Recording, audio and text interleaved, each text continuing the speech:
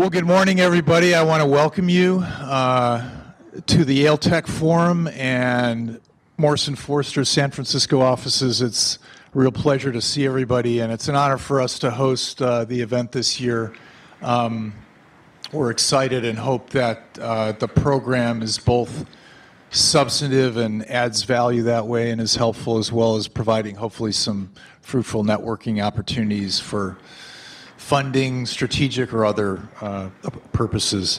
My name is Chuck Comey. I'm a partner here at Morrison Foerster. I'm Silliman, class of '84, where I was an English major. We, MoFo, as we like to call ourselves, are, we've actually trademarked that. So we're the only, I think honestly speaking, we're the only emerging company law firm with a truly global platform. And so at a time when I think San Francisco and the Bay Area is one of the crossroads of venture capital as it's really internationalized and has come full circle back to the Bay Area where it started. It's a really great time to be with you all and to be with Victor, our conference organizer. We work a lot with emerging companies like Athere, which does augmented reality, treasure data, automated data collection, Zoox, and other companies. One of the things that really distinguishes us, though, is our focus on social entrepreneurship. And that effort's been led by our partner, Suze McCormick, who was recognized by the Financial Times as the most innovative North American Lawyer of the Year of 2015 for her work in the social and impact investing area. She helped California enact its legislation for social purpose corporations. We work with clients like Imprint Capital and its impact investing, Goldman Sachs and other impact investors as well. Revolution Foods in Oakland is another one of our clients. On the investor side, in strategics, and again, this is a time when foreign strategics are very active. We work with firms like Tsinghua Unigroup, which is one of the most prolific investors in U.S. technology companies. And we see this as a continuing, very fruitful vein, including for new companies. Let me offer two theses for you to refute or affirm during the course of today's discussion. We all know that SecureWorks is traded off in the IPO aftermarket. We all know the statistics for Q1 in terms of venture investing down by 25% or more Q1 to the last quarter of 2014. Asia investments down by a third. So my first thesis is winter is coming and you better dress warmly. But my second thesis is maybe it's not all that cold out after all, because we see in our practice, and Victor and I were talking, notwithstanding the US VC firms perhaps hunkering down, they're a careful group, there's all flavors of other kinds of money that are now available for companies like yours. And a lot of the opportunity, I think, is that same natural synergy that exists between centers of innovation, whether they're in Silicon Valley or anywhere else in our country, and pools of capital that, for example, in China, as domestic growth moderates, are increasingly looking for opportunities, not just at the strategic stage or the M&A stage, but at the angel stage. So all flavors of funds, as I'm sure you're aware, not just strategics like Tencent, which has a big office across from City Hall in downtown Palo Alto, they're kicking the tires, they're looking around. And so it's exciting to see those kinds of opportunities. So you can decide what you think about that. But with that, I'd like to turn it over to Victor to usher in the rest of this morning's agenda. Again, we hope the time is fruitful and helpful for you. And thanks again for giving us the opportunity to sponsor. Hi, everyone. I'm Victor Wong, one of the co-organizers of Yale Tech, which obviously many of you have heard of since you guys are here. I wanted to start off by acknowledging some of the key co-organizers that made this event possible, not just this particular conference, but also many of the events that I know a lot of you guys enjoy that's produced for the Yale Tech community. So I wanted to acknowledge, stand up if you guys are already here, if you woke up this morning. I'm going to introduce Daniel Ayeli, who's back in the corner there, as well as Simon. I think he's somewhere. Where's Simon? He's definitely here. All right. Holly Westerhoff as well.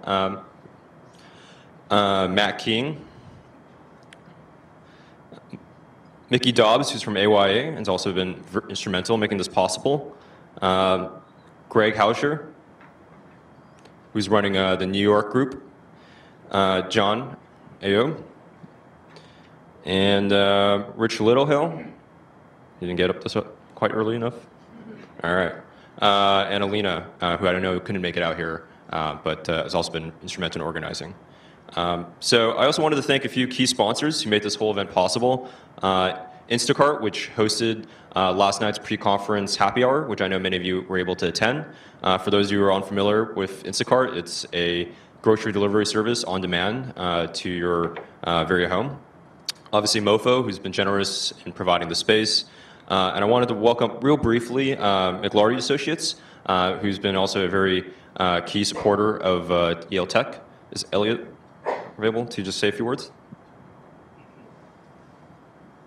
Thanks, Victor, and thanks, Mofo, for hosting. I've got to rewire what that phrase means in my brain, so it'll give me a second. So Mclarty Associates is a global government relations firm. We help primarily U.S. multinationals, startups, expand into China, Saudi, Africa, Europe, Mexico, LATAM, etc.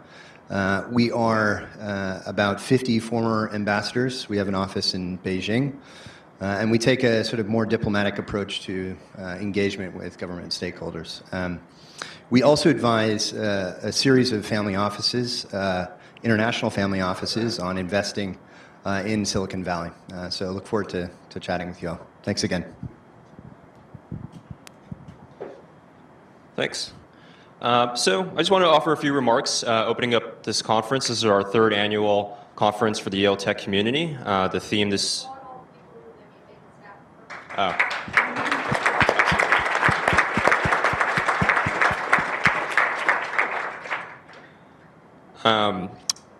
So the theme today is changing the face of tech, and that was a very deliberate theme that we wanted to bring this year. When I started Yale Tech in 2011 to bring together the growing Yale Tech community, I wanted to highlight, obviously, Yale as a growing leader in the technology space. But for an industry that's obviously all about disruption and change, some things about the tech industry hasn't changed very much or has progressed at a very glacial pace.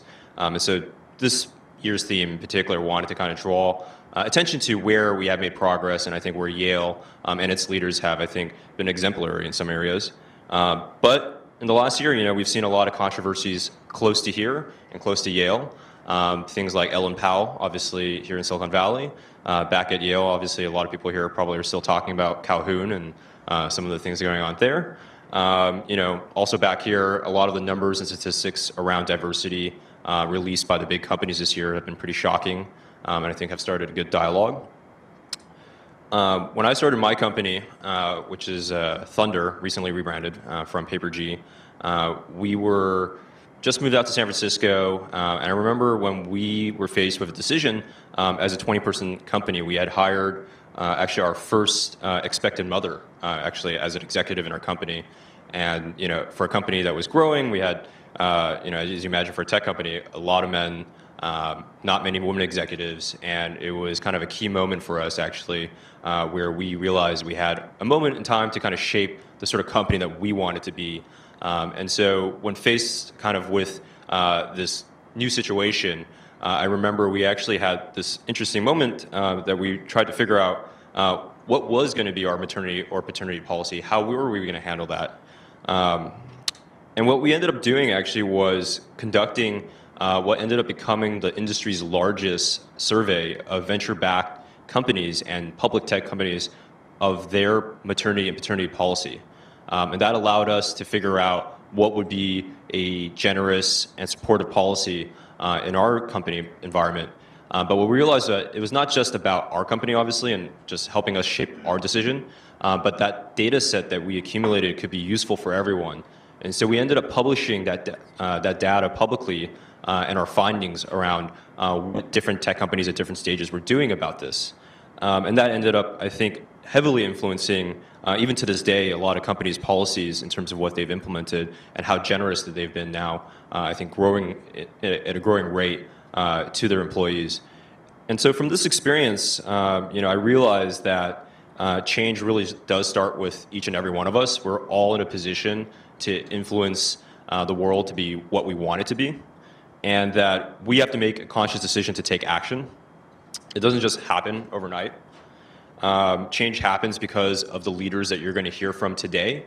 So I hope today that these speakers and these leaders are going to inspire you to be leaders in your own company and drive the change that you want to see. So thank you all for coming today.